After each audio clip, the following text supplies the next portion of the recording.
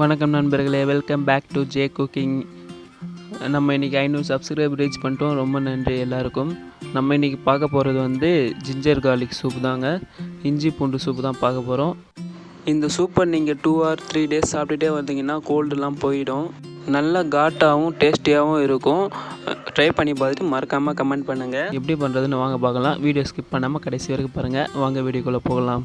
இப்போது இஞ்சி பூண்டை கல்லில் போட்டு இடிச்சிக்கலாம். இஞ்சியை தோல் சீவிட்டு போட்டுக்கோங்க. கல் இல்லாதவங்க மிக்சியில் போட்டு அரைச்சிக்கோங்க. இப்போ பூண்டு 8 to 9 பல் போட்டுக்கலாம். போட்டுட்டு நல்லா இடிச்சிக்கோங்க.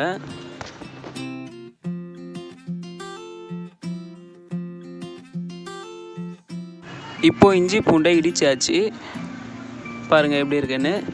இப்போ 1 டீஸ்பூன் அளவுக்கு மிளகு எடுத்துக்கோங்க. மிளகு எடுத்து இடிச்சிக்கலாம். இப்போது மிளகையும் இடித்தாச்சு. இடித்ததை எடுத்து நம்ம கொஞ்சம் ஓரமாக வச்சுக்கலாம்.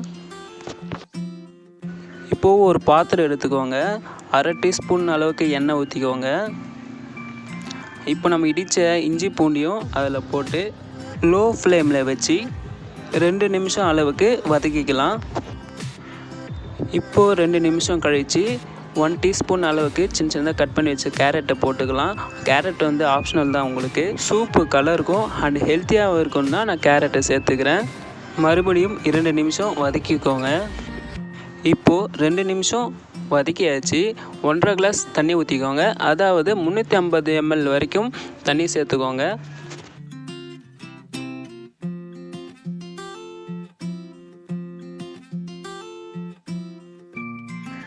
ஹை ஃப்ளேமில் வச்சு தண்ணியை 5 நிமிஷம் அளவுக்கு நல்லா கொதிக்க விடுங்க. இப்போது அந்த 5 நிமிஷத்துக்குள்ளே நமக்கு 1 டீஸ்பூன் கார்ன்ஃப்ளவர் போட்டுக்கலாம்.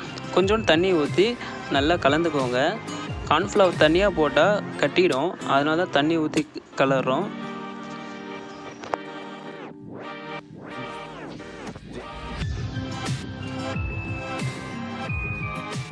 இப்போது 5 நிமிஷம் கழித்து நல்லா தண்ணி கொதிக்குது. இப்போது நம்ம இடித்து வச்சுருந்த மிளகையை 1/2 டீஸ்பூன் அளவுக்கு போட்டுக்கலாம். இப்போது தேவையான அளவு உப்பு சேர்த்துக்கோங்க. சேர்த்துட்டு நல்லா கலந்துக்கலாம். இப்போது கலந்து வச்ச கார்ன்ஃப்ளவர் எடுத்து லோ ஃப்ளேமில் வச்சு அதில் ஊற்றிக்கலாம்.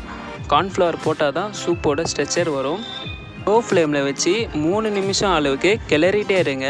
நம்ம ஊற்றின கார்ன்ஃப்ளவர் உள்ளே கட்டிக்கும், அதனால தான் நம்ம கிளறிட்டே இருக்கணும். 3 நிமிஷம் கழித்து கொஞ்சோண்டு நறுக்கி வச்ச கொத்தமல்லி எடுத்து சேர்த்துக்கலாம். இப்போது நம்மளோட இஞ்சி பூண்டு சூப் ரெடி ஆகிடுச்சு. நல்லா காட்டாக செம்ம டேஸ்டியாக இருக்கும். கண்டிப்பாக ட்ரை பண்ணி பாருங்கள். ட்ரை பண்ணி பார்த்துட்டு மறக்காமல் கமெண்ட் பண்ணுங்கள்.